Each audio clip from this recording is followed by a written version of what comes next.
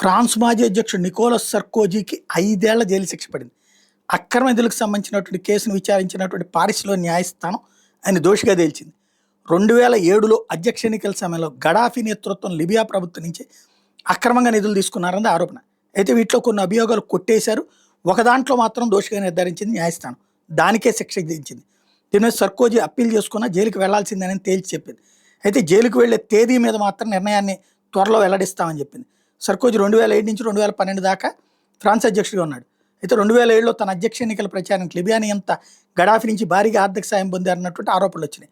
దౌత్య సహాయం అందించేందుకు బదులుగా వాటిని స్వీకరించారని, అంటే లిబియాని సపోర్ట్ చేస్తూ అమెరికా దగ్గర మాట్లాడి పెట్టినందుకు గాను గడాఫీ ఆ డబ్బులు ఇస్తే ఇతను వాడుకున్నాడు అన్నది. అవినీతి ప్రచారానికి అక్రమ నిధులు, ప్రభుత్వ నిధులు దుర్వినియోగం వంటి ఆరోపణలు రుజువు కాలేదట.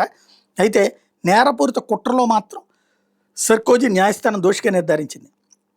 5 ఏళ్ల శిక్ష విధించింది. తీర్పు సమయంలో మాజీ అధ్యక్షుడు సహా ఆయన కుటుంబ సభ్యులందరూ కూడా కోర్టు రూమ్లోనే ఉన్నారు. ఎప్పుడు ఆయనకి సంబంధించినటువంటి ఇష్యూ తేలుతుందనేది చూడాల్సింది. ఆల్రెడీ మరొక కేసులో కూడా సర్కోజీ గతంలో జైలు శిక్ష పడింది. ఈ శిక్షలన్నిటి పెట్టి ఆయన జైల్లో పెడతారా ఏంటనేది చూడాల్సి ఉంది.